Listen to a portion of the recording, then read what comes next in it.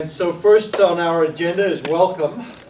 We're grateful that you're here. We know it's hard to give up a Saturday sometimes. There's a million things that are always happening at home and in your lives, so we appreciate that. And we appreciate also your commitment to serve the Lord with us at Camp CLLL this summer. It's a big undertaking, I know, for all of you, and we appreciate it. And we probably don't tell you often enough that we appreciate it, but we really, really do. We couldn't do this if it wasn't for the directors, if it wasn't for those that begin the process early and start planning for the summer. So thank you again.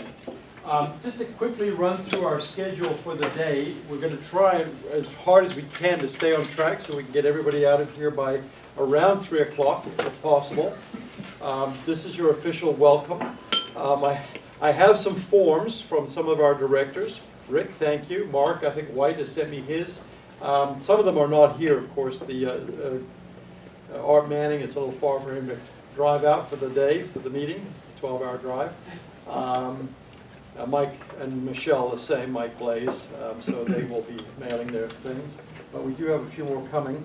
We're going to start our staff training and get through the things that are important in the staff training this morning, and then have a short coffee break at about 10:30. And then we're going to do a SWOT exercise. Some of you are familiar with this. You've done it at business before. Often it's done as part of a strategic planning process. Anyone SWOT means? John? I just forgot the O. Strengths, weaknesses, opportunities, and threats. Right. Okay. So we're going to look at a specific topic at camp. We're not looking at, we would like to do strategic planning on a broader scale at camp, thinking about where the Lord will take us in the future and how we can be a part of that. But yeah, we're going to look at one little aspect today. It's something as we've gone back over a number of years that have looked at the topics and the agendas and the things that have been brought up at the directors meeting. It's one of those constants. It's almost like staff training. It just is there every year. So we're going to try and see if we can knock it on the head today a little bit. And so we're going to look at the strengths, weaknesses, opportunities, and threats.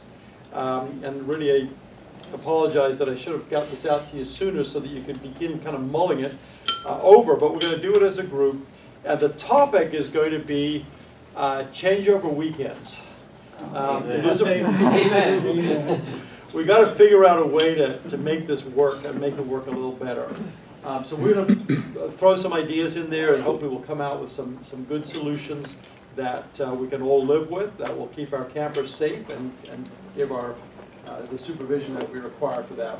We're going to try and have lunch a little early, 11:30 today, and it is a brunch lunch. So you'll see some brunch breakfast items on there as well as lunch, and that was deliberate because a little earlier.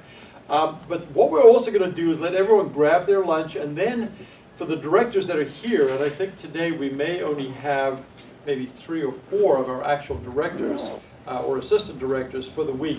If you could give us a little report about what your week or weekend or event is going to be about. Maybe you already have I hope you have a theme by now. But just bring us up to date on that so we can begin praying with you. And then we also need to start thinking a little bit about some of the gaps where we have to fill as we go forward. We've got, in every week, we're low on staff. And so this is something that as a group, again, we've got to brainstorm to figure out how do we accelerate this process. For you as directors, this is critically important, and it really goes a long way to giving you some peace of mind. You have enough to worry about without having to worry about, am I going to have enough people to actually run the week that I have? So let's share some ideas there. And then we've got some things, 12:30 to 1:30. We've called it networking on here. It's really an idea of sharing time, sharing ideas. It could be that we could collaborate in some things, especially if we know what each other is doing. Maybe we could go in together and buy some props. Make our budgets stretch a little bit further. Maybe there's some other ideas about budget stretching. And then what's new, some forget-me-nots, some themes for the future, and then we're going to close in prayer and try and get out as quickly as we can. So welcome all. We're glad you're here. So yeah, let's just close in prayer. That would be good, wouldn't it? That would be give you a full day ahead of you. Well, we're going to open in prayer now. We're going to just commit this day of planning and talking and considering to the Lord, and as we pray about our summer sessions together. And we may actually, it's not on the schedule, but we may actually do that a few times during the day too. It's just perhaps ask for some prayer requests and just maybe have somebody pray about those things just from time to time. So let's just, again, welcome to all of you, and let's commit this day to the Lord in prayer. Our Father, we do thank you again for this beautiful new day that you've given to us. We are grateful for the blessings that we receive each day from you, and for your goodness to us, and for your care for us. And our Father, what a privilege it is for us to be called into your ministry, and help us to keep that in the forefront of our thinking, that this is not our ministry, but it is your ministry. It is your work, and the work that will be done. We are co-workers and co-laborers, but we are co-laborers with you. And so, our Father, help to direct us and guide us and lead us. Help us to be conscious always of the work that lies ahead, the spiritual work that lies ahead. There are many practical things that we need to accomplish, but our Father, we pray that you would help keep at the very forefront of our minds the very important spiritual side of what we do. And so we just commit this day to you. We thank you for each of these brothers and sisters who are here, and the ones who have committed to serve and are not here for a variety of reasons. Our Father, we just pray that you would bless each one, especially those who are directing and planning and putting together their schedules and programs. Father, just give them a peace. We know that there's it's easy for us to become overwhelmed as we consider the enormity of the work that has to be done, and the limited resources in people and money that we have. But just give us a calm and a rest in you, knowing that you can accomplish all things. And so we thank you for them. We thank you for their heart desire to serve you. And our Father, we just pray that you would strengthen them and encourage them, give them wisdom, your wisdom, as we move forward together. And so just ask your blessing on this day again, in the name of our Savior, the Lord Jesus Christ. Amen. Okay, well, let's see if we can keep moving along. Staff training 2015, you may see some things that you've never seen before here. Actually, you probably won't. You'll probably see everything that you've seen before. So we're going to think a little bit about our mission. Again, we just talked about the spiritual side of camp. I don't know, actually, maybe I'll ask you a question before we move forward, and I've got to keep an eye on the time. Of course, there's no clock in here. I don't have one. Betsy's going to be my timekeeper, I think, today, she said. Keep us on track. We're 2 minutes early, by the way. So, yeah, we're ahead of schedule. Several weeks ago, we sent out a survey, and it was an invitation to tell us what you think. It was sent out to about 700 people. Of that 700 people, I think 140 of them bounced back as undeliverable emails. That's what happens. But I'd gone back over the last 4 or 5 years, and I looked at all the staff that had been through there and pulled their email addresses, and we sent this out. It was 10 questions. And I'm very grateful for the responses that we had back. What I do know, it gives us all the stats on it, 333 people opened it and read it. 75 actually answered the questions. So that was good. I mean, I think that a 10% response is a pretty good, actually it was higher than that if you think of the real people that opened it. So we're grateful for that. And I might refer a couple of times during the day today to some of the things that have come back. I'm going to email you the results that came back.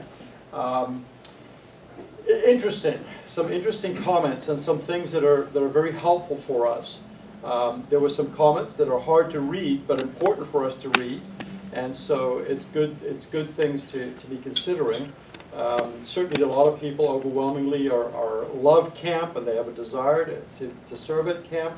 But we know that camp is not perfect. We're not perfect as individuals, so it's unlikely that camp would be perfect. So as we go through, I may reference a few of these things going along. One of the things that came up is the things that people liked and that didn't like. Some people were very happy about the fact that we are still spiritually focused as a camp. Some felt we had too much focus in some areas, mostly the Brethrenism. There are some that felt, one in particular, that said they were just hugely disappointed that we seem to have watered down the gospel and moved far away from where we once were, and I'm not quite sure I understand that. And I wish, if any of you maybe wrote one of those things, because I don't know who responded. They come back anonymously. I don't know who responded, and that's good. But if anyone feels like they would like to share more, we are inviting people to say, yes, let's talk about these things. If we feel like that's an area we need to work on, come and tell us. There were a number that talked about how we treat each other. You know, there's a lot of fellowship, a lot of unity, but every now and again we have personnel issues, which will happen in any place where you have people involved. There's going to be some things. A couple things that were a concern with regard to counselors and some directors, where they were either not doing or fulfilling the function that they were, that they had agreed to do when they came here. Especially some of the counselors. But several instances where people felt that they had been verbally abused at camp. That's a concern, Now, again, sometimes that's always in the eye of the beholder. It's like, that's just the way I speak. But, if somebody's on the receiving end of that, they don't like to be spoken to like that. So, there's things there that, I'd like to talk about more if I knew who the people were, if there's a concern. I don't like those things to be unaddressed.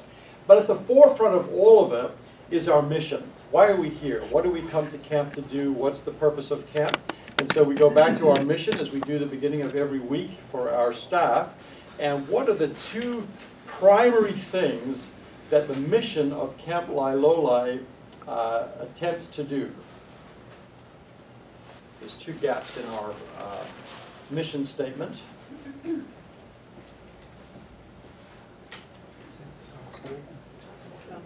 Okay, spread the gospel, right? I think it stopped working already. That didn't last long. All right. Nope. Nope. Nope. Nope. All right. I'm just going to make it more difficult. There we go. Now let's see. Yep, we're back. Okay, so the gospel of Jesus Christ, and the secondary issue, not secondary in importance, but the other issue that we have is the teaching of God's Word. And of course, the gospel is the teaching of God's Word too, but we want to make sure that we're addressing the needs of those that are unsaved and those that are saved. And so we start off with the spiritual mission of camp is to present the gospel.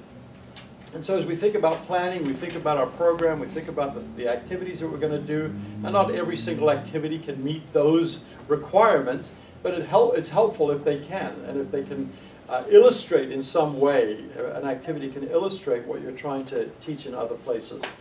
So that's our mission of camp. This is our theme for the summer. Last year, anyone remembers our theme from last year? Hebrews 10:23, for he who promised is faithful. And so we've been thinking, and we will again next year, a little bit about the faithfulness of God. Last year we thought about the faithfulness of God in being a promise-making and promise-keeping God. This year we're thinking about the faithfulness of God in terms of his person. He is faithful and just to forgive us our sins. But the fact that he's a just God also means that he's one that cannot deny himself. And so it's an important thing for our young people to know as they come there, that they read there, that God is a righteous God and cannot look upon sin and cannot accept sin. And so he is a righteous God, and that there is a penalty for sin. That's part of the gospel, talking about sin and about the fact that God is faithful and just, and he will forgive us our sins if we confess them to him. And so we see a great gospel message in there for us. Through this summer, a great opportunity to share the gospel. But we also see here, for us who are walking as believers, that there's the ongoing sanctification that needs to be done in our own lives to make us right with God. That we will sin. We will, if you read 1 John, we do sin. But we have a God who loves us, cares for us, and if we confess our sins, He is faithful and just to forgive us our sins and to Cleanse cleanse us. us from all unrighteousness, right? And so that's part of our Christian living, and so that's the other side of this as we go forward. And so now we think about our staff qualifications. We're going to get through this fairly quickly. I think most of us are very familiar with the fact that we expect our staff to be born-again believers, that they should know the Lord and love the Lord and should be walking for the Lord. And so, you know, it's a hard thing to know the heart of a person that comes, and that's why we ask for a reference from someone who is a spiritual person in their life, maybe an elder or a pastor or somebody that knows them personally, and we want to see that happening. Because if the work that we do is spiritual, then the people themselves need to be spiritual in the sense that we're not like super spiritual people, perfect people, but that we have a spiritual mindset about the things that we're doing. We talk a little bit about the Assembly Association, and we do this, and I, just to go back to our survey, several people mentioned the fact that we seem to focus way too much on brethren distinctives. I personally don't think that we do. And I guess that's just an element of there. I do think that we mention on a Sunday morning what the breaking of bread is about for those that are visitors, because we want them to feel comfortable and not uncomfortable at that place. And every now and again we'll have a speaker that maybe will bring something up, but I don't feel like we overly focus on that. But if we were to go to a Methodist camp or to a Baptist camp, or they would talk about the things that are their core beliefs and practices. So hopefully people don't see it that we're trying to ram things down their throats, but that they understand this is our history, this is where we come from. And if you want to know a little bit more about if you're not from the assemblies, in the staff manual, there is some more information about just exactly who we are and what we believe. There's really only two things. It's the Lord's Supper and head covering. And that's never going to go away. Right. Those are things that are always going to, oh, that's brethren. Sure. But it's not. Right. Yeah, and I feel like there's some people who feel like we don't talk about it enough. So, we're trying to, as a camp, it's difficult for us too, because we are not an assembly. We're not a governing body in a sense. We don't have elders that can enforce things, and so we try to walk a line where we defer to the assemblies in terms of teaching and other things, but we don't, if somebody's elders, if they don't make it a priority in the place where they fellowship, how can we take them at camp and say, well, we're going to force you to do something that your own elders don't? So we try to walk a middle ground on that, but we do pray and hope that those who practice those things at home will practice them at camp too. It often makes a good discussion point for people, something new they don't really know. And even for our campers sometimes, like, why do some people wear head coverings? Why do you do this breaking of bread? It's different from the way we do it at home. There's some conversations that come from that. But again, we don't want it to become divisive. Our goal is to present the gospel of the Lord Jesus Christ and the teaching of God's Word. Application forms, I saw a few here. People have brought them and are having them handed in. That would be great. That really helps Steve a lot. Maybe a little bit later we'll share with you all just where we are. There are a lot of holes in our staffing so far, and we need to really fill those up a little quickly, and we'll brainstorm about how we can do that a bit more. And then health and age, the other part of our thing here. One of the comments that came up, and it's another one of those ones that's sort of a judgment call. There were some people who were concerned or, I guess, disappointed that sometimes we do bend the rules a little bit to people that would come to camp. We try to do that in a very limited way because we do think we should stay to the age ranges that we have. But if there's a parent there, if there's somebody else there, sometimes we can make a little bit of accommodation there. But we, for good reason, try to keep those age things there. But health, very important that we look after ourselves, that we come to camp healthy. The one thing, and we'll talk about it at the end as well, but the requirement that we have now from the ACA is that we're supposed to do to you what we do to the campers when they arrive, like head checks and all that kind of thing. And so we're supposed to do some kind of a physical assessment of your health when you arrive. And the only physical assessment we really do is like if you're coughing and coughing and coughing during the staff training, we might suggest you go see the nurse.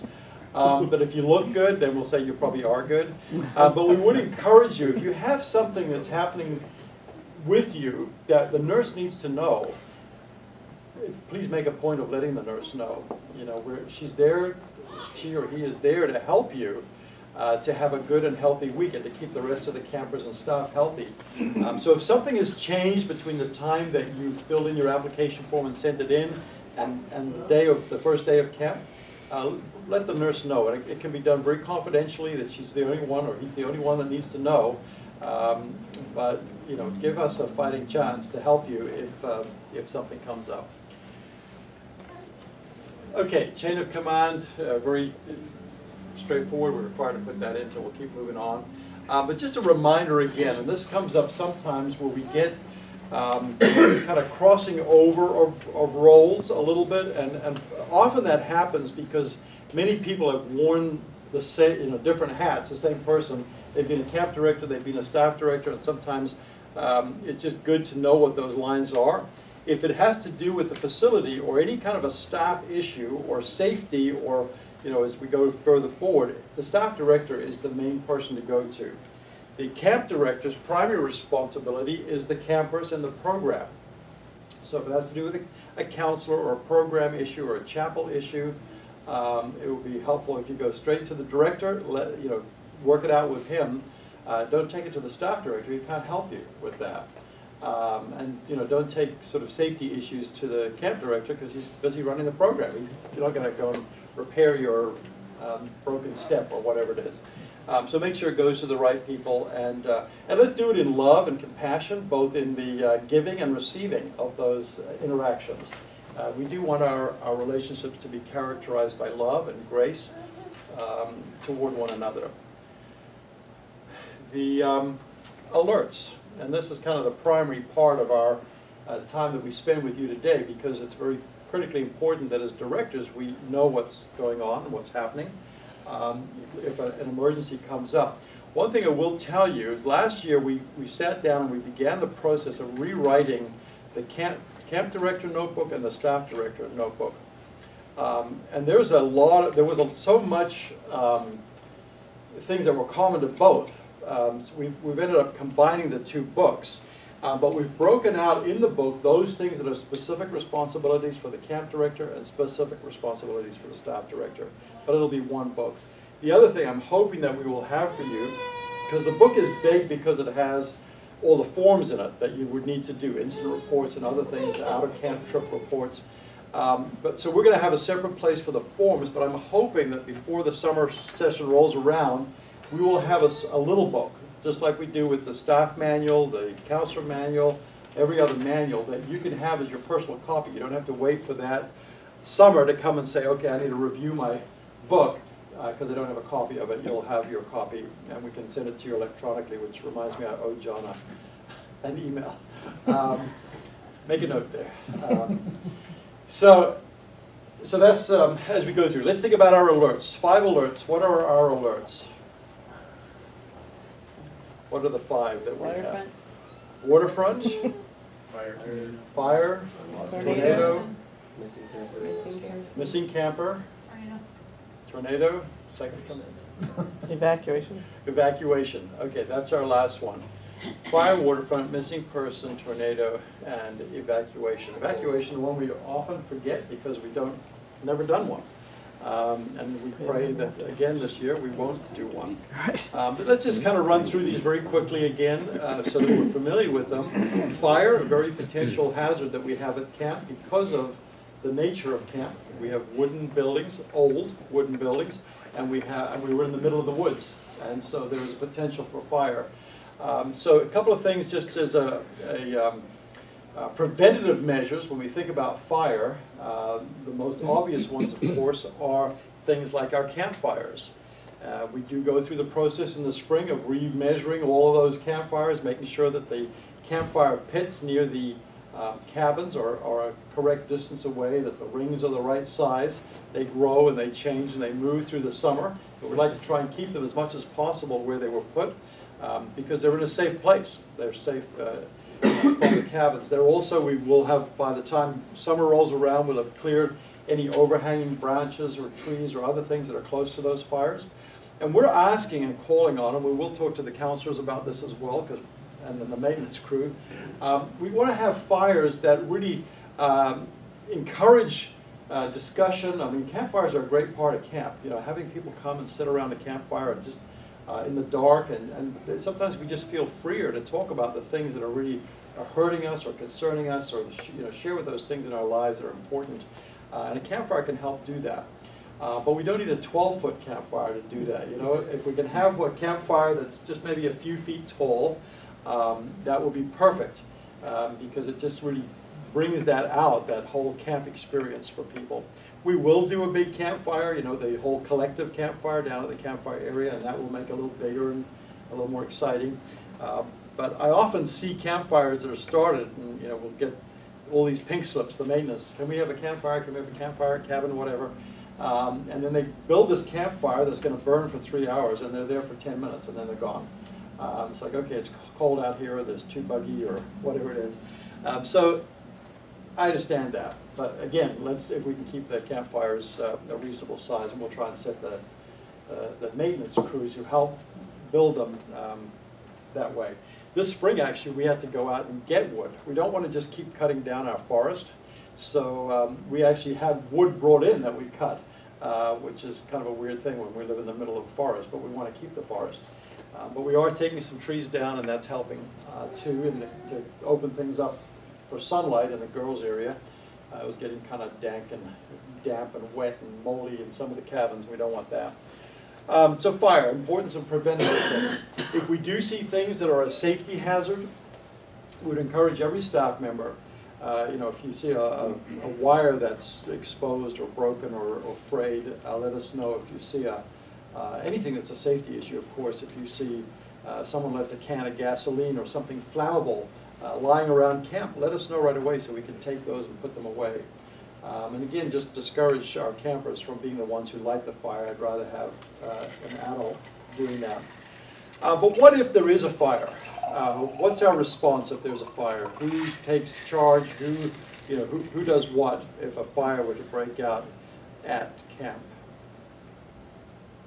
Camp director sounds the alarm, or the secretary sounds the alarm usually. Yeah, well, somebody will know, see the fire and report it. So yeah, we'll do that. So who's the primary person that would take charge? Staff director. Okay. And the camp director would be doing what? Control the camp. Kids, right. Make sure the kids are in a safe place, that they're away from wherever the fire is. Put them in a safe place. And then we begin the process of fighting that fire. It's our property group that would be the firefighters. And of course, if it's a big enough fire, we would call 911 and get 911 to come and do it, or our emergency service to do it. What are our tools if we have to fight a fire at camp?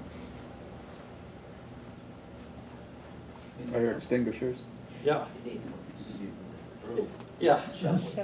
Our indoor and outdoor fire extinguishers. Okay, so we've got our Indian fire pump system, very proper name there, the system. Our bucket of dirt, shovel and dirt, a broom, and our little squirt bottle of water. And if we have a fire and it's a small fire, you can fight it and you can deal with it. Let's do it. We'll do it quickly. If it looks like it's a fire that's going to get out of control very quickly, and fires can get out of control very quickly, just move away and get everybody else out of the way, and to make, don't try to fight a fire that is greater than your ability. Don't put yourself physically at risk or at harm. Buildings can be replaced. People cannot be replaced. We don't want anyone who is hurt or injured or damaged because, or worse, because of trying to fight a fire or to save a building that's really not worth saving. Okay, so fire, staff director would kind of oversee that until the fire department would come, and then they would take over control of that. So we're only going to really talk about, like in the counselor's book, we've talked about what the counselor's role is. This is just really what staff director, camp director. Okay, what about waterfront? We have a waterfront alert. What is a waterfront alert? Why would we have a waterfront alert? Somebody doesn't tag out. Yeah, a camper, we don't know where the camper is. They came to the lake and now we don't, or the pool, and now we don't know where they are. There's still a little button there and we know that they're missing. And usually it's because they didn't tag out, but it could be that somebody is in the lake. Somebody has gone underwater and didn't come up, and all of a sudden we sound the alarm, we sound the alert. What happens next? We've sounded the alert, and what happens? What's the step? When campers line up across the road by cabin groups for accountability, hill staff goes to the lake and waterfront, Right? Okay. and then take their instructions from the person in charge down there, whether they're waders or divers. Right. So who's in charge of that process then? Right, waterfront director. Yeah. In every other situation, the staff director is the one who manages the scene, who manages the response. But we have people that are trained as experts specifically for waterfront emergencies. And so the staff director in that case is there to support and encourage and to help facilitate the direction that the waterfront director is given. And that waterfront, that's the one we do on the first day. We'll run through that so everybody knows what to do and how to do it. Who's on the PA at that point? Often it will be the camp director because we've already made the announcement. We want the campers to move to safety. No, we won't run through the whole thing, but we need to account for all those kids, go through the role of checking them all off, making sure that they're all accounted for. And often it'll be the camp director who's still up there. Staff director will be at the waterfront with the waterfront director, kind of managing that process and helping facilitate that process. And if I don't know if anyone's taking notes here, if there's some things that we need to address that are maybe not clear or we are fuzzy when they happen, let's make a note of them and we'll do it. So I won't go through the whole waterfront exercise because we'll do that at camp every week. But yeah, that's basically it. And now, sorry, Steve, you had a... Is the backup to the electronic notification still blast? Air horns, Air horn. yeah. This would be our, in every case, this would be our notification. How do we get notification of the alert? Siren would sound, and we would listen for the PA that would tell us, is it a fire alert, is it a waterfront, is it a tornado alert, so we know what it is. But yeah, if the power is out, we would hit the air horn. They would hear it 12 times, 3 times in each direction, and they're loud, so typically you would hear that and know what that is. Let's just go back to our people. So yeah, in the case of a waterfront, now one thing about with the camp directors, if it is a waterfront alert, at some point you may not want, especially if we think there's a drowning or potential drowning, it would be a very traumatic thing to have all these kids lined up over here while we're trying to drag a body out of the water and CPR and all that kind of thing. So at that point, especially if you've got everybody accounted for, it might be to move them along and take them to some other place to keep them together. That would not be a good scene for kids to be watching, or for anybody to be watching, but especially for young kids. Any other comments or thoughts on the waterfront? Potential is if you need to be out of the office as a camp director, you could use your radio to radio back to the office to make an announcement. If you need to move out, you can make sure you have your radio with you. Can you talk on the radio and have it go to the PA? No. No, but there are places you can do in camp. If you go to any phone, you could make the announcement. So if you're down at the camp director down at the store or any other building that has a phone that's working, we dial 276, wait for the 2 beeps, and then we can make an announcement from any working phone in camp. I think we're going to double check on that. Terry, this waterfront alert is by far the most common. And I don't want to give a lot of time. Could we just go through, the campers are clearly the critical aspect. Right. So we got the waterfront directors down in the area of the pool or the lake or wherever we are. And who's managing the kids? Is it the secretary and the nurse? And the camp director. And the camp director? Right, and the counselor should be there too. Yeah, well, the counselors may No, go the over. counselors go Counselors over. go over, so it's camp director, nurse, and secretary. Nurse. Assistant director. The nurse is over at the lake, Yes. so Oh, it's okay, just the director and the secretary. Director, So the secretary. camp director and the secretary are lining the kids up. Yep. Okay, Di- and I think whatever we do in family camp, we need to do at teen camp. So it's the secretary and the camp director look after the kids.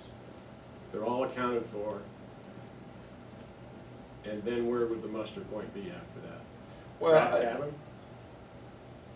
maybe like the basketball court or just somewhere that will be away from the physical Well, I guess part, yeah. from my perspective, Right. having written procedures, so they're covered with my ears, Yeah, it needs to be the same, because right. if I'm on staff on pre-teen 1, and I come back on pre-teen 3 or Right. teen, I don't wanna have to rethink this. Right, Because I it's would- really, it's really a critical aspect. Yeah. But you're not moving anyone unless, like you said, there was actually, I mean, most, Right. 100% of the time so far, Right. you It's know, a- we it's a- account for all the kids and then it's over, Yeah. so. But if it was somebody that was in a lake, we want to get them away, I guess you could move them to the chapel, would be another place you could go. If, just, once they're all accounted for, just move them as a group Yeah, the up thing there. is, what do you do if they're not? You know, that's. Yeah, right, Then there's a lot more dialogue. right, right. Yep. So it's one of those things where, you know, it would be nice to have it as a, you know, step, but we have to have a little bit of ambiguity there, I think, just because of the unknowns and the variables. But if we know that it's a person, I mean, if we actually saw a person go under, now you know that there's somebody there, then your immediate response would be to maybe even take them to the basketball courts and do your attendance there. But if you're not But sure, the camp director and the secretary look after the Right. campers. everybody else. Counselors and everybody else that Right. has ability, Right, and again, on the PA. So that'd be the assistant still, right? The assistant Assistant would still directors. be on the PA? Yep. Right. Okay. Yeah. so, good, okay, well, we'll try and make sure that it's a lot clearer in the book, so that, you know, because we don't do it that often, which is good. If we were really good at it, Yeah, that would be a bad thing. That wouldn't be good. So, We one of wanna those be things bad you, at this. we Yes. don't want to be good at it in a sense, but we want to have it simple and easy to remember, and have some bullet points for us on there. Missing person is another one that we have. Missing person is exactly the same in a sense as the missing, as the waterfront alert. They're just not missing in the water. They're missing somewhere on the camp property, we think. And sometimes, as we talked about this before, sometimes they're just missing because they don't know where they are. I mean, they're, you know, the beginning of the first week of preteen camp especially, you will see it. You know, kids are up at the tower and they thought, well, I thought this was the corral, you know. They don't really know where they're supposed to go. Yeah. And they just, you know, so there's always that thing, especially if you do, you know, calling for the horses, it's like, you know, we're missing the following 8 people. There's only 9 people on the ride, 8 of them are missing. They didn't know where to go, or they're standing in the wrong place, and it gets better as the week goes on. But, so those are kind of unintentionally missing people. They're just lost momentarily. But we find them quickly and we get them going where they are, and they get better through the week. Sometimes we get kids that are missing from, like, they don't show up for a mealtime. It could be that they went back to the cabin and they lay down, and the next thing they're lights out, they're fast asleep, and so we just have to go and wake them up and bring them, you know, get them to chapel or get them to the meeting. Our bigger challenge sometimes is those that go missing because they're in a place where they shouldn't be, like if they go wandering in the woods, and we have kids that's like, oh, I've been here for years, I know my way around. We have people that have been at camp for years get lost all the time in the woods, and you know they find their way out eventually. But it's not that difficult to get lost in the woods. You know, you think, well, that's just the trail. But even our wranglers, every year the trails change. It looked like that was a big trail last year, now it's overgrown and things have changed, or it doesn't go where I thought it would go. I should have taken the left, you know, fork, and now I went the wrong way. So it's easy to get missing. That's why we want the kids to stay out of the woods, unless they're part of a group. But then we get people also that go missing because they don't want to be a part of something. You know, they're deliberately hiding. either because they were sent to camp and they don't really enjoy it, or they're not having a good time, or maybe somebody's picking on them or bullying them, and they don't want to be a part of it, or they're homesick and they just want to hang out. And so we got to go find them. Where are they? What are they doing? And get them reconnected and re-engaged with the program. And we can really help head this off if we start looking for those kids through the week. Sometimes we see them right away. They're just not kind of meshing. They're always off by themselves.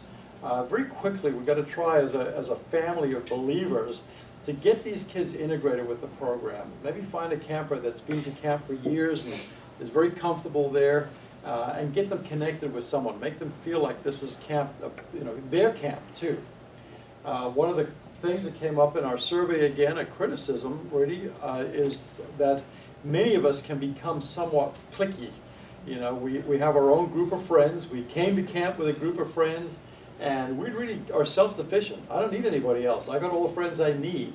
But we forget that there are other kids that came alone. Or maybe this is their first time at camp. They don't know what to do. They don't know where to go. It would be great if we could, even as our counselors, kind of assign somebody. Just like if you ever, I grew up starting at new schools. We got bounced around. My dad worked on the railways for a long time, or he worked for the electricity department. We got bounced around from place to place to place in town. I would sometimes start more than one school a year, and get halfway through the year, and then we moved. We got transferred to somewhere else, and I'd start a new school. And many of those schools would see a new kid come in, and they would assign another student to be with you, and like for the first couple of days. Wherever I went, they went. Wherever they, and it's like, okay, now I know where everything is. You can stop following me around. But if we could do that with some of our new campers, they really, I think, would appreciate it. I do remember, it stuck out in my mind, we had a group of young people that came from the Cleveland area. There were, I think, 4 or 5 of them. They came from, I don't know if you brought them, Bob, some young people. Well, they had no idea. This was the first time they ever came to camp. They kind of stuck as a little group. Wherever they went, they moved around together in a group. By like day 2, they all knew where they were supposed to be. They were just busy with their activities, and I'm signing up for horses, and I'm going on the ropes, and I'm doing different things. That's what we want, the kids to get very comfortable very quickly. But if they don't, it's likely that they will stay disconnected from the program through the week, and that's when they go missing. So if we get a missing person, they haven't showed up for chapel, or they didn't show up for a meal, or they're missing in some other activity, what's our first step? What's our response right away?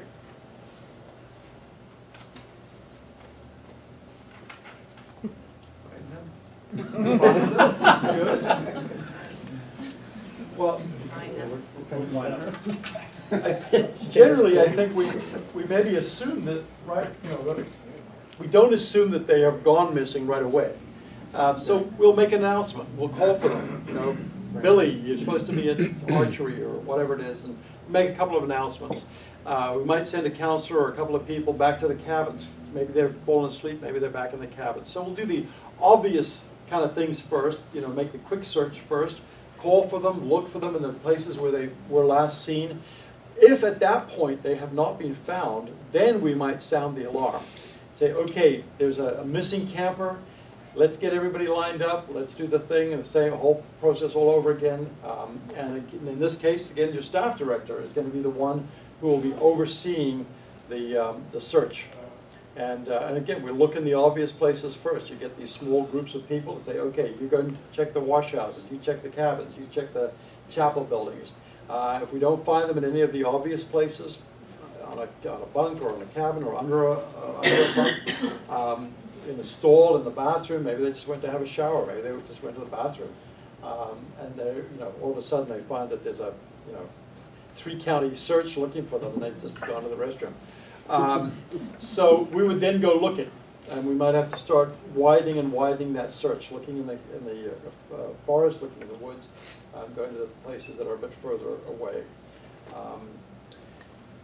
Terry, for the missing person, just a thought, shouldn't we, before we start sending people out searching, shouldn't we treat it as waterfront? Just because we don't have a tag or, no one saw them go in, I think the bigger danger there is the waterfront. If they're in the lake and no one saw them go in and we go off searching, They might still be. there's no chance. If we do the lake first and they're just out in the woods, they're probably safer in the woods than they are in the lake. Waterfront? I think in the plan there, the lifeguards are responsible to do that check Okay. during that time. Yeah. Okay. Yeah, that's a good point. That's a good point. That's the most dangerous place for them. Well, If I remember correctly, there's a time limit on how much time we spent go out searching before we come back. If we've determined, and that's, you know, when does that time frame start, I guess, is the thing. We do the first calls and we look for the person. But if after an hour of searching, we have not found them, then we're required to report it to the police and report it to the parents. Let them know that their camper is missing. An hour is not a lot of time to search an entire property. So we really need to be active. But I would say that at a certain point, we'd say, okay, at this point, we now officially are looking for a missing camper, not just calling for someone that might have gone to the wrong place or might be in the cabin. But yeah, but waterfront speed is our essence there. We don't have an hour to look for them if they're in the water. I think your question, Bob, was that if we do send people out, they go out for half an hour. And if they don't find anybody, they come back. Yeah. But if you hear the siren in the meantime, that means we found the person, so to come back. So. Yeah, the missing person or missing camper alert is the only alert where there's actually the siren will sound twice. One to initiate the alert and one to announce that it's over, because there may be people themselves that are at a distance by that time. Tornado, we'll come back to tornado in a second. Evacuation would be when we have to get everybody out of camp. And we typically are talking about moving people back to the Cold Spring Fire Department. They've got their big steel building there. We get everybody back there. Most evacuations, we should be able to get everybody out by vehicle. And if that was the case, we would line up all the vehicles in a convoy. And we've got a convoy procedure that's written in place that if we had to do it, we'd make sure that everybody was, first everybody was accounted for. Every camper was accounted for, every staff member was accounted for, and then we'd get them into cars, into vehicles, and go out in a convoy. Camp director would be leading that convoy, the staff director following it up. He would be the last person to leave camp and make sure that everybody is out until we could get them over to the fire department, and, and then we figure out what to do with them. Is it a problem that can be resolved? Do we just wait here for a while, or is this the end of camp for this week? Do we have to start calling the parents to come and get their kids from camp? Sorry, Mike. I know with auto camp trucks, the first and last vehicle need first aid kits. Is the same thing for evacuation, first and last vehicle? It would probably be a good idea. I mean, it's only like 10 miles. It is in the description of either the staff director or the maintenance chief. I can't remember which one, because I've done both, but yeah, the last is supposed to grab the first aid kit. Okay, Yep. yeah, first and last, yeah. And I think the nurse is in the last vehicle too. Right. Okay, Yep. right. Yeah, so if you saw a problem, they would be on the scene.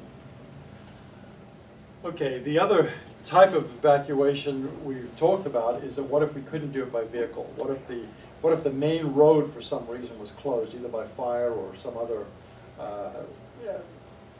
something that would stop us from going out that way? We would have to walk it out and walk out the Parker Hill Road. Parker Hill Road, the west end of camp, up through the woods, and it's a long hike, but I think we could at least get part of the way until there's a large field there. We could probably get everybody out there and kind of make sure that they're okay. In that case, it's very important if we're going as a group that we don't leave kids behind on that trip, that we have enough people that are at the back of the crew to follow. Kids can be stragglers, you know, in that kind of a situation as well. I don't know that we've ever done it as a group, but it would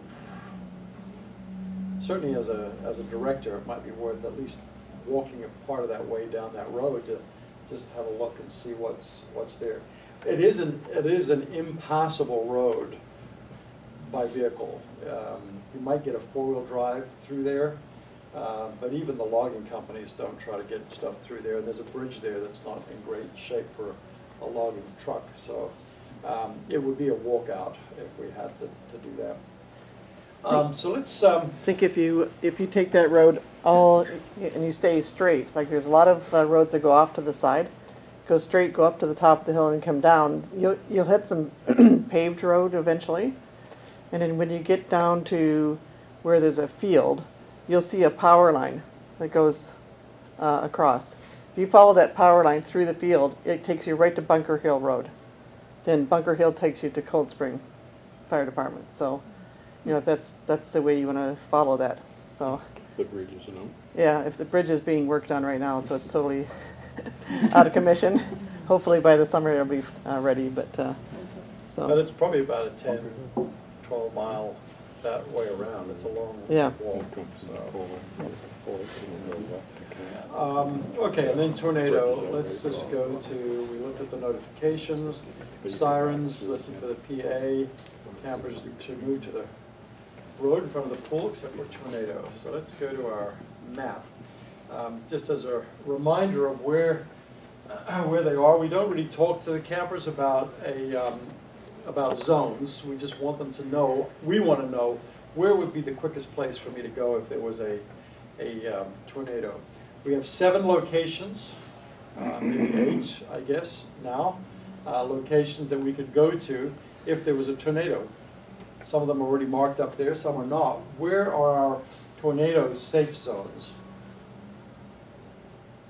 I guess it would be the 3 residences now. Right, Basements and bathrooms. Medical building. right. Basement of the, right. Not the chapel. Mostly would be basements. So we've got the infirmary basement.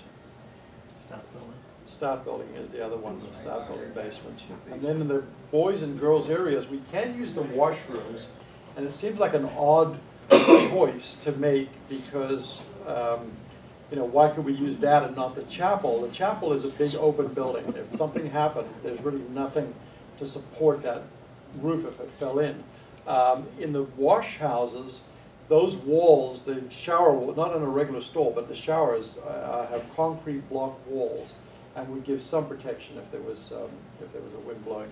People should stay away from windows. They should stay away from other areas that would be dangerous.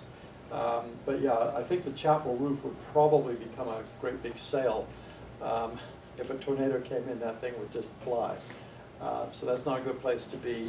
Or the lodge would be another place you wouldn't want to be in. But if you could get into a basement, try and keep people as far away from the windows as possible. So what do we do? Let's say we have a tornado alert. We've got the kids. They were spread all over camp. We've got them into a safe place. We've got everybody into a shelter. What do we do now? What's our next step? Back up, because this is always still confuses me. Because if we blow the siren and everyone starts running, and we don't want them running. So we're not blowing the siren if it's tornado? No, we are, but we're just announcing? we will announce it. We did talk about coming up with a different kind of announcement because we don't want people lining up the road.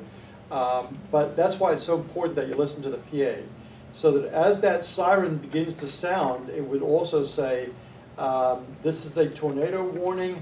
Please make your way as quickly as possible to your nearest tornado shelter. And we may not say it calmly like that, but we might, get into shelter as quickly as you can. But yeah, we would Because the still. first instinct when anyone hears that is to run to the road. Right. And that's what we drill into the kids. If you hear Right. that siren, you run. And Right. that always worries me because Right.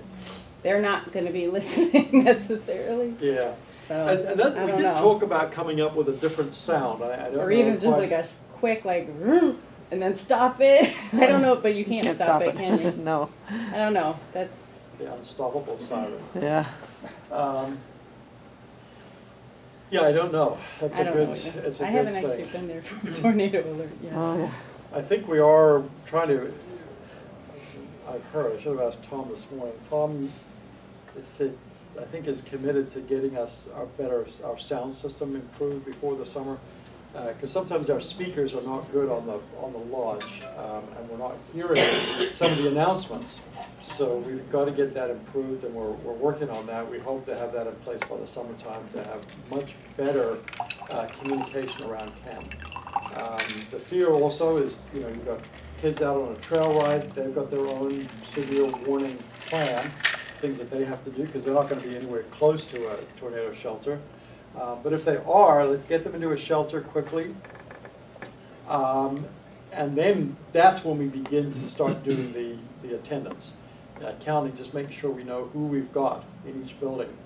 And so we do call on those that are the adults in the building, and they, you know, we don't know where you're going to be in the day. You might be somewhere near the boys area or the girls area, or you know, somewhere up near one of the residences. Get the kids together and just start assembling them. You know, trying to reassure them first of all, make sure that they're kind of calmed down and everybody's in good shape. Maybe pray with them, sing some choruses with them, do something to kind of just get everybody's mind focused on being safe. And then we need to start knowing who we've got in each building. And we have put a little sheet, a little clipboard with a sheet on there to start writing names down. Because our first round, as soon as the tornado is over, nobody can move. Everyone must stay right where they are until we've accounted for everybody. But we just ask you, okay, probably by radio, perhaps by cell phone, perhaps by telephone, depending on what building you're in. We have some of those things there. Usually in any group of people, there's somebody who's got a radio, but we'll figure out a way to get to you. But if you could begin to prepare by saying, okay, I've got 27 people with me. 20 of them are campers, 7 of them are staff members, including me. If our number of campers, once we've done the first pass, matches the number of campers that we know to be there that week, then we know that everybody's accounted for. But if we come up short, if we say, okay, well, there's 150 campers and we've only got accounted 147 of them, there's 3 missing, then now we need to know who specifically is missing. So if you can begin the process in whatever building you're in, saying, okay, who's from cabin 10, cabin 11, cabin 12, get them lined up in cabin order, and so we can start calling, doing the attendance either by radio or by coming directly to you. And then at that point, we'll know, maybe we've got a missing camper, maybe we've got a missing staff member, and then we'll begin the process of the missing person. Now we've got to go and find those people. Perhaps they didn't get inside in time, and they're stuck in a culvert somewhere, seeking shelter, or they're somewhere else on the property seeking shelter. So then we, only after we've accounted for everybody do we say, okay, now it's good to let everybody come out again. Okay, Becky. If it happens during craft time, the closest thing to me is the boys' wash house, but I usually have majority of the campers at that time, like the girls. I have all but maybe 10 girls. They're not going to fit in that boys' washroom. Well, and we would probably prefer that they didn't. I mean, it's not too far. I know it's closer to the boys' one, but if the girls could just kind of run up, at that point, I'm not sure what will be closer, but they could probably just run up the hill to the girls' area and get into one of the girls' wash houses. There's 2 there. Or it might even be quicker to run straight up to the infirmary basement from there, right up the hill. I don't know, what's your thought on? It's the one we did. We had almost everybody in the infirmary basement that one time. So it works. Everybody's standing up, but we managed to get everybody in. Usually when the storm coming in, it's just downpouring and rain. Right. And See, the boys' area, lightning, and they tell you you're not allowed to move. I know. There's lightning. right. The boys' area, you actually have a split wash house. I mean, you could still kind of put, so there is more place there than in some of the girls' areas. You might still be able to get everybody in there. Maybe that could be a project sometime, but squeeze 150 people into a wash house. No. The store basement we don't use because it's kind of underwater there, and it's very small, and it's filled with chemicals or pump equipment, and not so much chemicals anymore. The pool is higher than the basement, so if any of the pipes break, it would fill with water or something. Yeah. They would survive the tornado, but they'd get drowned in the basement. Terry, you didn't really explain the zones. Okay, so what we've got here for the for zone 1, and I say that we don't tell the kids the zones. We just want the kids to know where they are. But if you can think about the zones, if you're anywhere from, say, the middle of that field, kind of the campfire area, going west, so if you're at the climbing tower or up on the zip line, you would probably go to one of the west residences, which would be the Thompson house or our house. Not the shop, not the barn, any of those places, too dangerous there. But if you're sort of north of the road, so that's anywhere from sort of the rifle range, chapel, lodge, all the way over to Bunny Camp. Anywhere in that area there, if you're playing on the front fields, lawns of the chapel or the lodge or the Bunny Camp lawn. There's two places you could go there. If you're anywhere near the pool, basketball courts, lake, store, you would split into those two areas. Go either to the boys area or the girls area, whichever would be quicker. And then the zone 4, which is actually quite a large area, but not a lot of people would be there. You'd have people up here in the ropes course or maybe the archery range, people that might be at the corral. If they're actually at the corral, they would all head over to the Botter basement, to the East Residence basement. Fort Seneca's up there, probably not a great place to be staying, I guess. It would be, but it's a little bit of a hike to get there. Maybe might be better for them to stay there, I don't know. It would just, one of those things, it just depends on how much time we have. You know, this severe weather can come up very quickly, it can come upon us very quickly. If we have sufficient warning, because there is a two-step process to the tornado.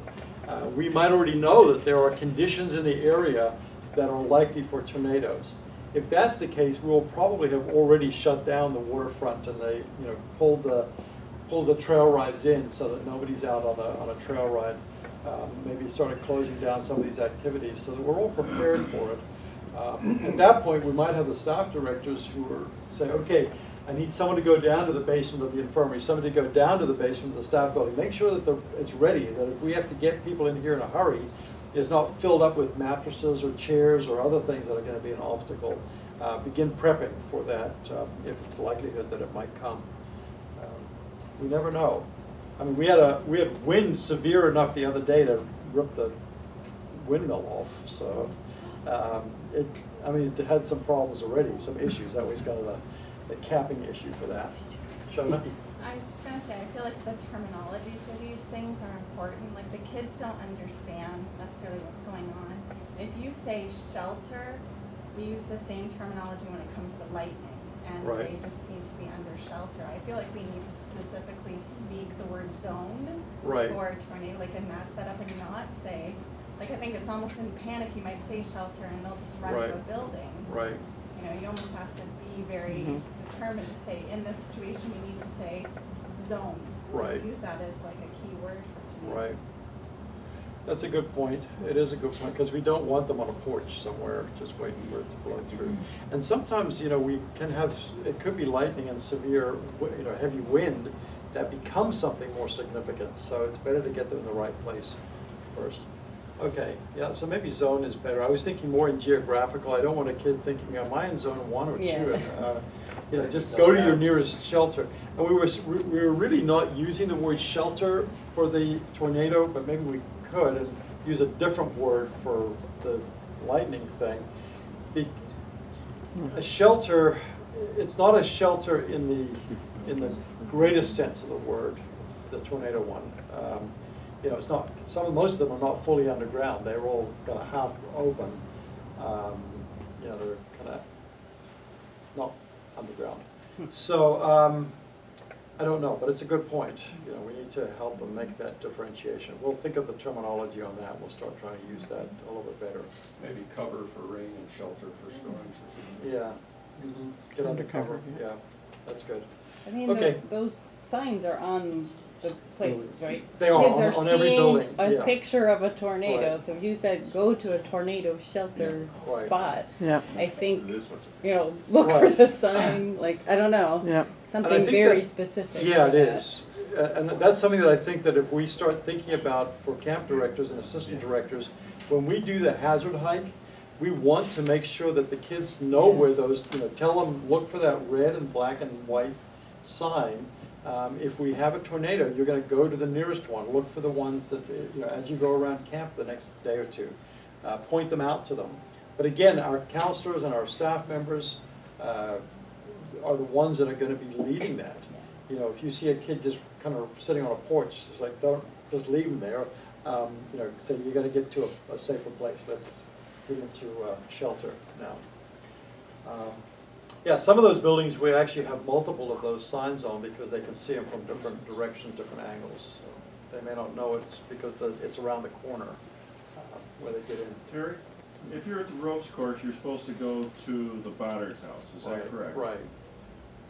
And that's about twice as far as it would be to go to the boys' area. You know what, you're right, it probably is. You've got a ravine that goes down through there in a stream that isn't really crossable, so it would probably be better just to go right straight to the boys' area. There's trails that go right across to the boys' area, and it would take a lot less time, and you'd be a lot less exposed. Well, except that yes, and I think you're right in terms of Except that. I'm already there with all the grandkids, and there's no more room.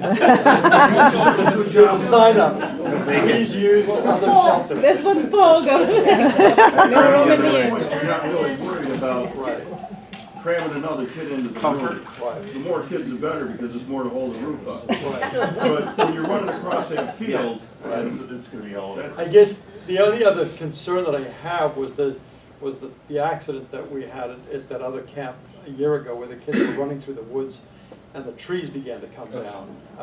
That was, but I know what you mean. It would be. Yeah. Where is the best place? Is it out in the open better than, or in the woods? It seems like there's really almost no good way, but Yeah.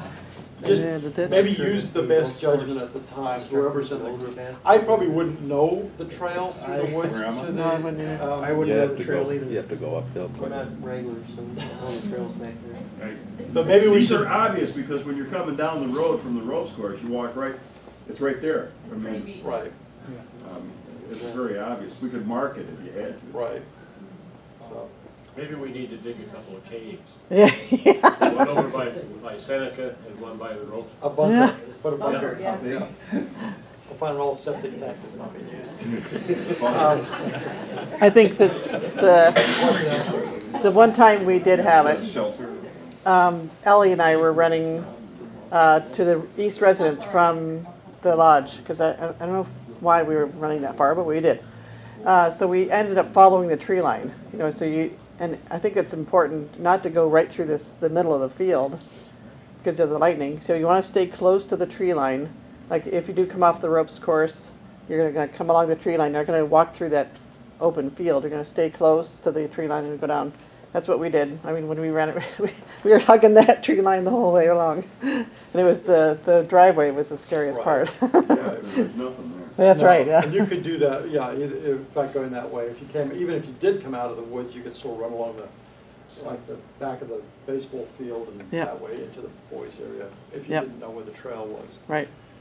So, I think good. that's a good word that somebody brought up, tornado bunker.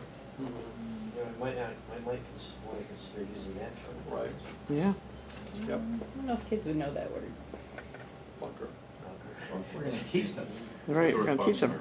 It's not like we talk about this every day, yeah. Yeah. It was a cabin, it was all the bunks were in the cabin. All right, okay, well, let's keep moving along. We're gonna just quickly hit on a couple of things. This in many ways is our most, it's not an official alert, and I probably should change the name to lightning warning or something, but it is probably more likely. We have more lightning alerts than we do any other kind of alert because we have thunderstorms throughout the summer.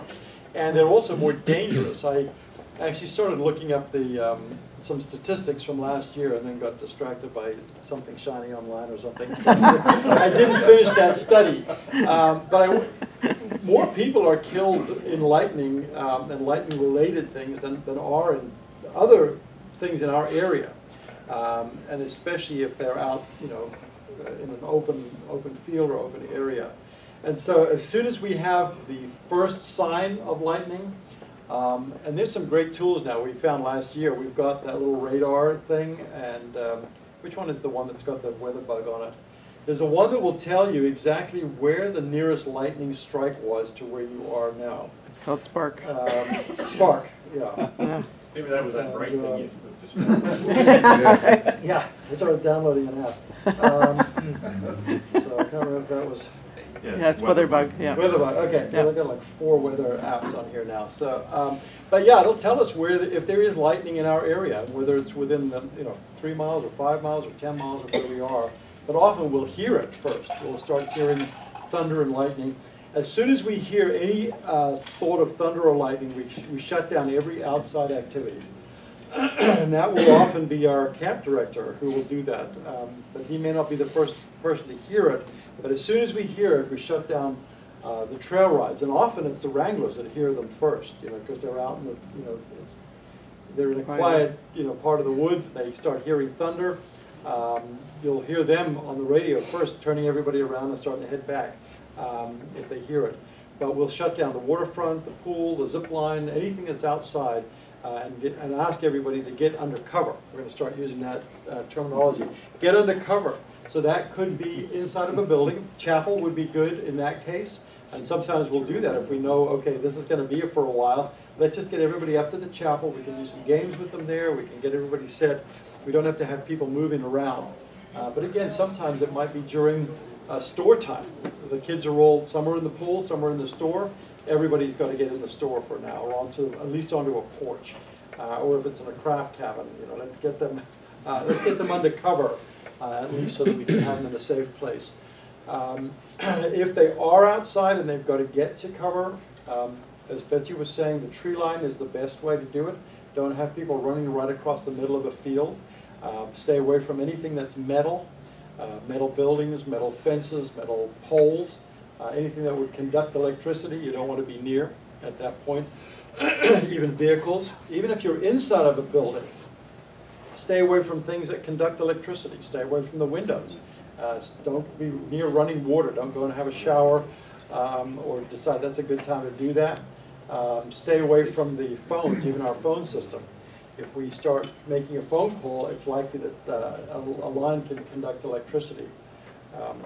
I think I might have shared that with you. I know we had a problem a few years ago where our power line got hit, or our phone line got hit and actually went across our power line, and our phone line carried the electricity for a while.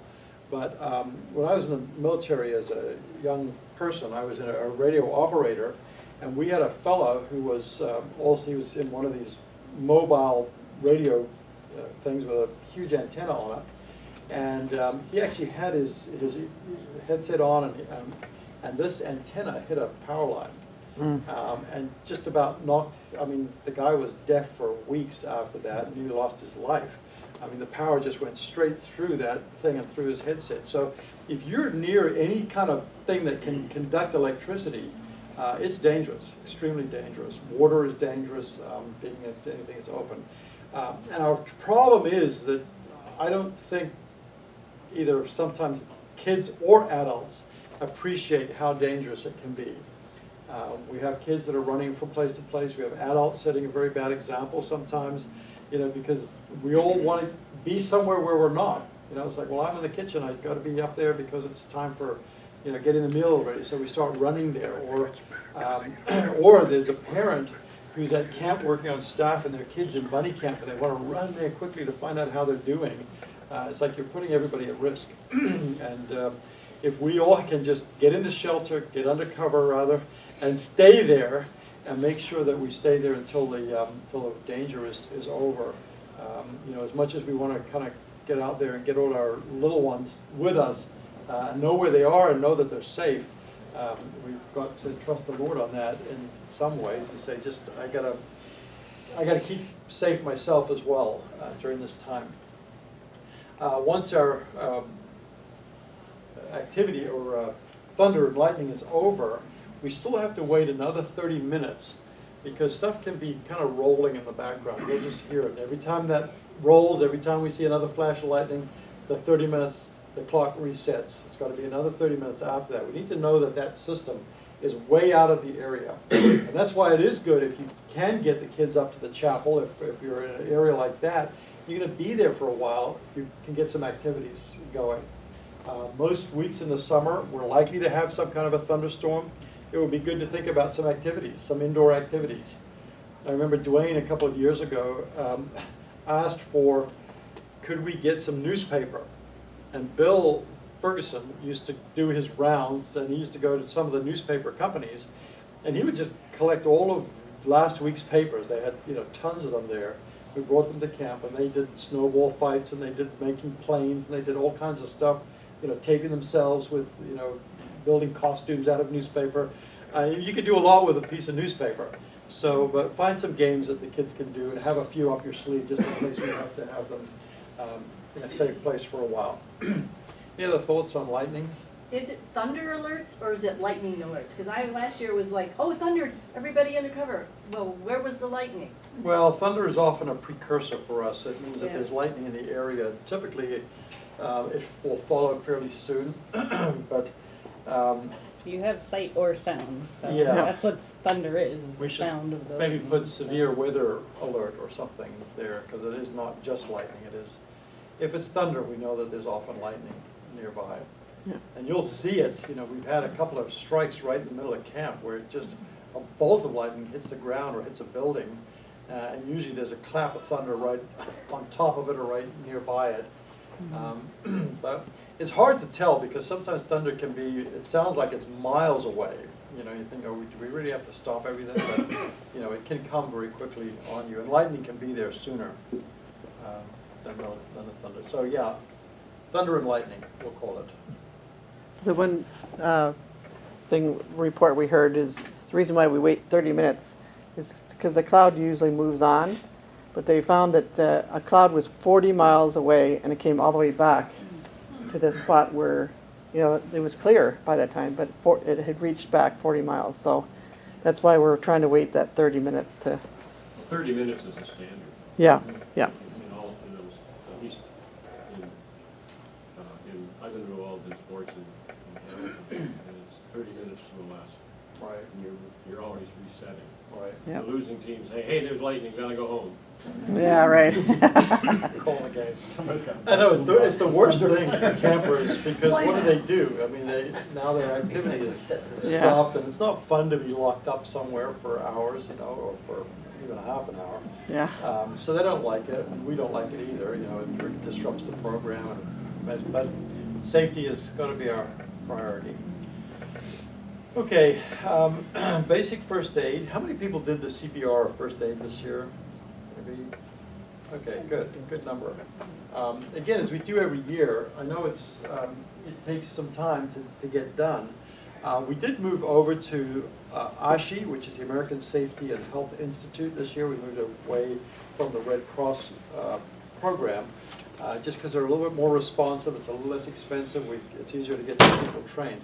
But I would encourage as many people as possible to try and get this CPR Pro, which is what we do at camp, and then we also did the wilderness first aid training. Your wilderness first aid, I think, is at 3 years. Yes. Now it lasts, so it's not something you're gonna have to do every year. CPR you have to do every year, but it really is very helpful, not just here at camp, but here at camp at this hotel, but at not just at camp, but also wherever you are. And we've heard people who've gone through camp training who've never used it at camp, but have used it elsewhere. You know, they were at a restaurant and someone was choking, or they were, you know, something happened at home and they were able to respond because they had the training to do it. So we'll just run through this very, very quickly. We don't have a lot of time. We've only got 8 minutes left for our break time. But let's say at some point during your day, you somewhere on the camp property, and you come across a person lying on the ground. What do? What are your steps? They're kind of listed up there. But what do we do? The first is to just check the area, check the scene for safety. That's safety for yourself and for the camper, or for the person. It could be a staff member. And it could be in a building. We've had that too, where somebody's collapsed in the building, or you know, or it could be someone at a lunchtime. But you come across this person. We check the victim then, or I don't like to use the word victim, but I guess they are. The person for consciousness. We said here, tap them on the shoulder, shout, "Are you okay?" Why do we want to do that? What's the purpose of that? If they're asleep. See if they're awake, if they're asleep, if they're resting. Yeah, it'll tell us if somebody responds to you. There's several things that they can respond with. One, they can tell you that what's wrong. You know, I have chest pains, or you know, or I touched a live wire or something, and you know, electrocuted and gave me a shock. Or I suddenly felt dizzy and just fell over, or I was on the roof and I fell down. Where's Bob? Okay. I think we had that with one of your boys a couple of years ago. You know, and stuff just happened, but knowing what happened helps us in our response to them. You know, what do we do? How do we help them? It also tells us that they're conscious, and if they're conscious, it means that they are breathing and Heart's beating. And they have a heartbeat and have a pulse. You know, so that makes this whole process a little bit easier. Because if we know that they're responding, they're conscious, we check then the things that we're concerned about is bleeding, shock, fractures. So what do we do? And we've got the little list here. Let's say that it's the easier one. If they're, I'm going to go to here. If they're bleeding, of course, we just try to help them stop bleeding as much as possible. Elevate whatever the part is above their heart, if we can. Make sure that we apply direct pressure. Use something that's clean, preferably. But anything with direct pressure on the area, try to get that bleeding stopped. That's why it's important if you can go through the training to do this. But even common sense will tell you that. You know, if you cut your finger, the first thing you'll do is kind of hold it up because you want to stop the bleeding and try and get some pressure onto that. So that's what we would do if somebody was conscious. Those are the things we'd be concerned about. If they are unconscious, okay, we're looking for breathing and we're looking for a pulse. And so you've got to open up the airway, listen, look, it says look, listen, and feel for breathing. I mean, if you see their chest rising and falling, you know that they're breathing. Sometimes it's such shallow breathing that you can't really tell that they're breathing. You've got to get real close to hear, okay, they are still breathing, but it's labored breathing. It's very hard for them to breathe. But if they're not breathing, that's a problem. We've got to help them start breathing as much as possible, as quickly as possible. Check for a pulse. Again, without a pulse, they're going to die very quickly. And so we need to get that heart started. So here we have, somewhere I've got a little, oh dear. I thought I had a little laser pointer on the end here, which I think I do. Okay, so if they have no pulse and they're not breathing, we're going to start chest compressions right away. If they have a pulse but they're not breathing, we start rescue breathing. And that's the steps that are on the next page here. Chest compressions, just like we've seen it, you know, in movies and TV. Just get your arms straight, your elbows straight, and in the middle of the chest, and then compress the chest approximately ½ an inch to 1½ inches, depending on the size of a person. If it's an infant or a child, obviously there's different ways, but try to get chest compressions going. For those that just did it, how many? 30. 30, okay, 30 chest compressions, and then you're going to be checking for the... And 2 breaths. And 2 breaths. That's the CPR part of it. 2 breaths and 30 compressions. And then you're going to be checking periodically through to see that they do have a pulse or they are breathing. Rescue breathing. Open up the airway, pinch their nose, make a complete seal over their mouth and then with yours, and then breathe in a full breath. 1 breath every 5 seconds for an adult, 1 breath every 3 seconds for a child or an infant. And again, for CPR, you're going to alternate those things, 30 and 2, until they start breathing. Chest compressions can be very tiring if you're doing it, because you're going to be doing it sometimes for a very long time. But it is very helpful if you do it. The one thing that we didn't mention on here, there's one other step that you're going to do in all of this process, and that is what? Call the nurse. Call the nurse, yeah. Call for help.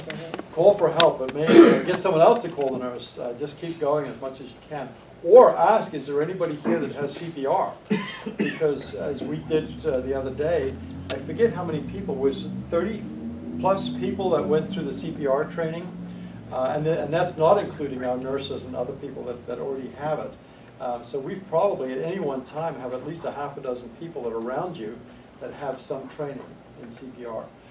So call for help when you come across somebody, and we will get help to you as quickly as possible. But begin to do what you can as quickly as you can, and keep calling for help.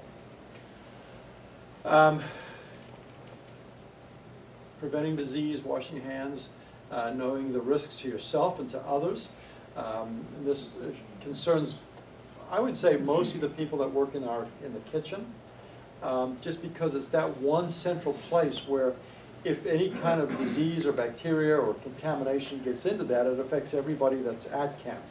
If it gets into our food supply or into the drinking water that we have, people are going to get sick, and you're going to get sick. And so personal hygiene, very important. Personal protective equipment, that means if you're working with food and you have gloves, put your gloves on. That's to protect others and yourself, where you're working with the things that we're going to be consuming. But also use it if you are working with things that could be contaminants. If you're in the maintenance department and you're working in the wash houses, the washrooms, cleaning, make sure that you protect yourself and protect others by wearing whatever protective clothing and equipment that we have. Make sure that we're cleaning things, disinfecting things. I think the kitchen have their own food safety manual now that they can go through, and just making sure that you don't cut meat on the same board as you cut your vegetables and things like that. So use the policies that we have to protect yourself, to protect others. Kitchen policies, and our policy always is and will continue to be that we do not want campers at all in the kitchen. We prefer to have no staff in the kitchen other than those that are supposed to be there, that have committed to working in there. It can be a dangerous place. A lot of hot food being prepared, knives that are everywhere, and you don't want to be on the end of one of those things. So keep the kids especially out of the kitchen. If they need the washroom during lunch times, try and get them over to the chapel, and we'll have somebody go with them, or a couple people go with them. We'll figure out how to do that for safety reasons. But let's keep the kids out of the kitchen. Now, to show you where we put the staff refrigerator in the kitchen. We tell you to stay out, and then we put it in there. But again, if you can get there if you go out the door and come around the back door. You can get to it without going through the kitchen. But if there's weather and you need to go, just as straight a line as possible into the kitchen, not into the working part of the kitchen. But even crossing that one area, oftentimes we'll see somebody bringing stuff to the dish pit, and it's a tray of knives and sharp instruments and things. You just don't want kids or others passing that if possible. The ice machine is also back there, and again we encourage people to use as much ice as possible through the summer. Stay hydrated, put it in your water bottles, take it with you if you need to take it. But it is one of those open chests. You open up the drawer and there's a big full chest of ice. We just don't want hands in there. Especially if you've been working somewhere in maintenance or in the corral, or it's just somewhere outside, and now you're going to be putting those hands into the ice bucket. Ask somebody that's in the kitchen if they can get it for you. They will come and get you as much ice as you need. One last thing on the staff refrigerator. Again, we encourage you to use that. People want to bring things that are either for special dietary needs or just for preference. Put it in there, label it, mark it, and please try and remember to take it away when you go. Never any good stuff there, It's usually because otherwise we wouldn't encourage you to take it home. Did you say dating? You did, right? If people Yeah, can put your put date like on it, yeah. their name and preteen 3, that Right. also helps, because if it's Roundup, we know it's been there for. Right. So yeah, put a name, a date, and a time. There's always masking tape in the kitchen for labeling things, so just grab a little bit and put your name on it. And it means people not using it as well. In the kitchen, not through the kitchen. I know. Somebody will get it for you. Yeah. Emphasize to other staff not to touch it if it's not yours. Yes. I had some issues on some of the people taking coffee creamer that wasn't theirs. Oh, wow. Okay. Yes, yes. Did If you it's in name that, on what's it? that? Well, the name was on it. Okay. If it's in the cooler with somebody's name on it, it's not. It's not yours. Yeah. Yeah. That's be Good. Put somebody else's name on it, then they won't know it's yours. Yeah. They won't take it. It wasn't me, I. People just keep I don't coming use with new social tape. media. I'll put Yeah, your right. name on it today. Like, thanks, John. I don't drink creamer, it wasn't me. No, it wasn't me either. All right, I know who it was. all right, here we go. Don't feed the animals, very important. We have two forms of rabies at camp. So we at 10:35 now, so we should probably stop. Okay, just the overview on this.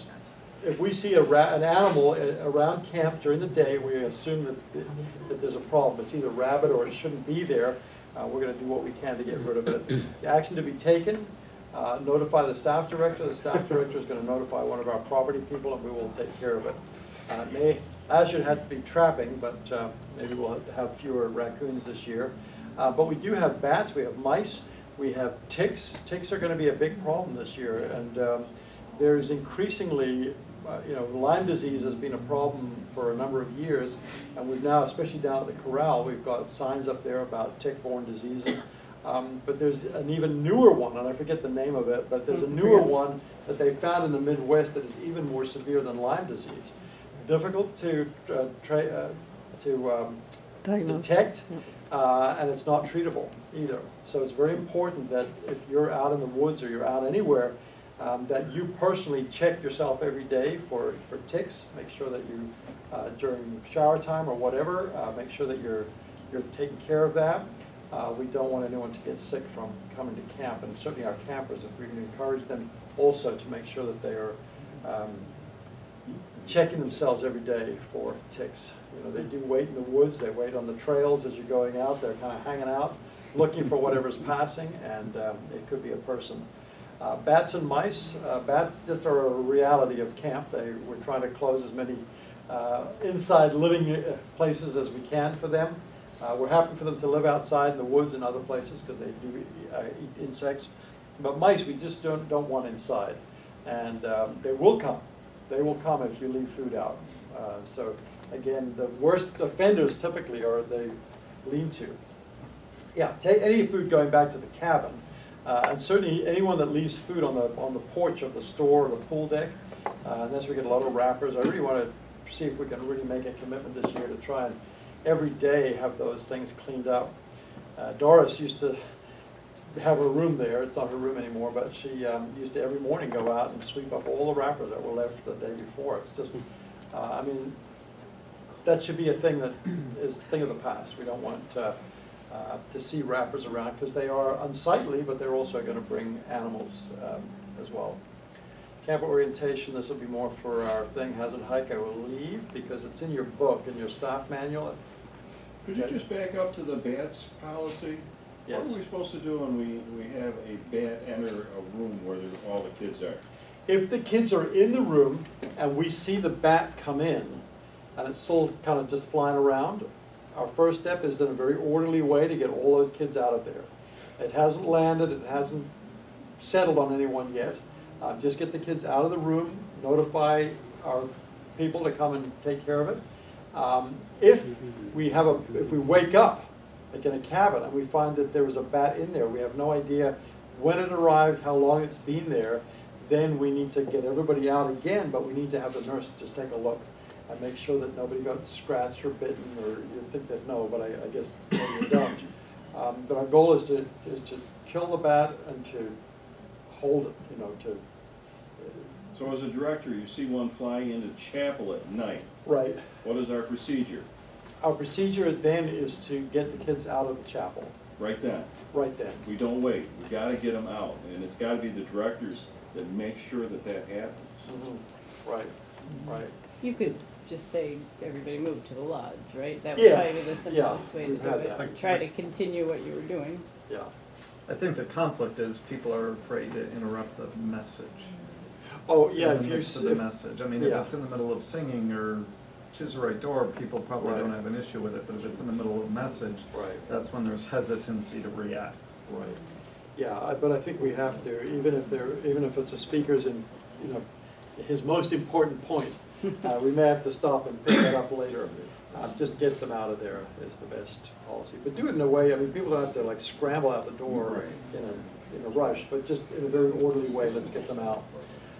The lodge is the other place. I mean, we've had it there, and they fly around. I mean, Steve had one, early morning one that was really harassing him, really.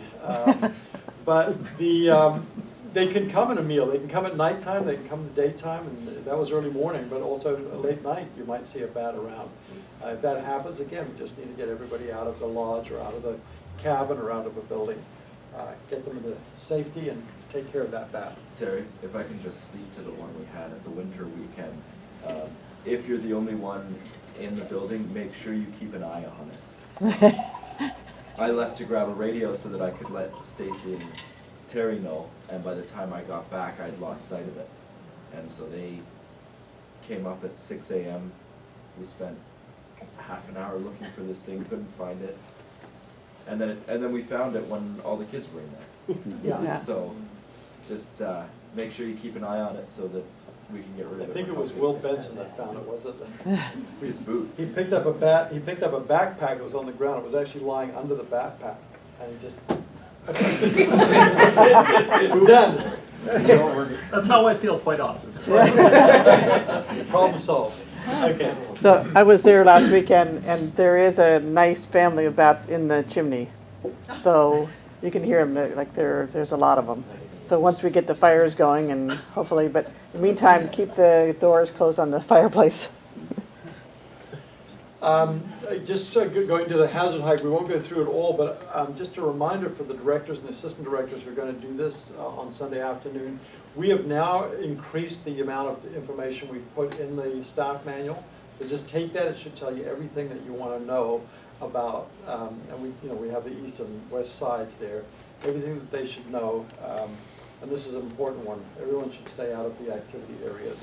But if you just take that book with you, it'll cover everything that you should cover in that program.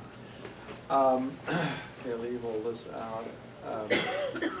Well, the discipline thing, we talked about that in the past. Again, we're trying to just help our counselors set the tone for the week, encouraging them to outline what good behavior is, what our expectations of the campers are. Because a lot of time, our discipline is reactive. Somebody does something, and then we say, okay, you're not allowed to do that, and we're disciplining for doing stuff. Rather let them know what we expect of them up front. And so this is part of the director's role, part of the counselor's role, and it's good to do it on the first day. Set the expectations high and set them early. And the last one here, an action ignored is an action condoned. If we see an infraction of something, and that was another criticism we have in here, is that sometimes we're more concerned about rules than we are about people, but rules are there for other people's safety and for enjoyment. And so maybe we don't want to call them rules, maybe we're going to call them something else, but it's important that we have consistency in the things that we have. It's for everybody's benefit that we treat everybody the same and that we're consistent in the way that we do it. It is our responsibility to train our campers and not provoke them to wrath or to bad behavior.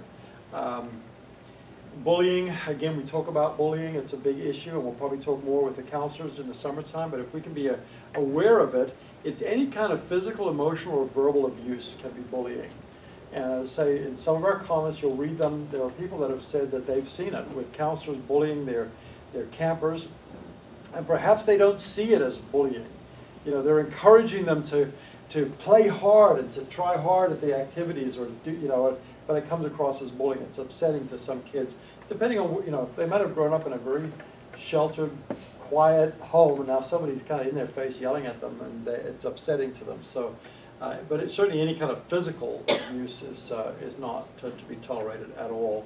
But we don't want people to be shamed or to be embarrassed or to be humiliated or to be verbally abused in any way. We're committed to teach, train, and help change the heart of camper who has chosen to participate in bullying. We want to see our kids Christ-like character, even though in some cases they're not Christians themselves. So no bullying. Child protection policy, we talk about that, just being aware of what it is, and that again is in your staff and camp director handbook. Just being aware of what it looks like, and our camp counselors also. So if they see certain activities, certain behaviors, and we will try and show them that video again that we have from Church Mutual. I think it's a very good one, about 15 or 20 minutes, and I think it really helps us get a better idea. We've got to protect ourselves as well as our campers by making sure that any conversations we have with a camper are not done out of sight of other people. They're done in the open. And you know, camp is a great place for having a one-on-one conversation, but do it on the front lawn or do it on the porch or do it somewhere where people can see and we're just transparent. Everybody knows what we're doing and where we are.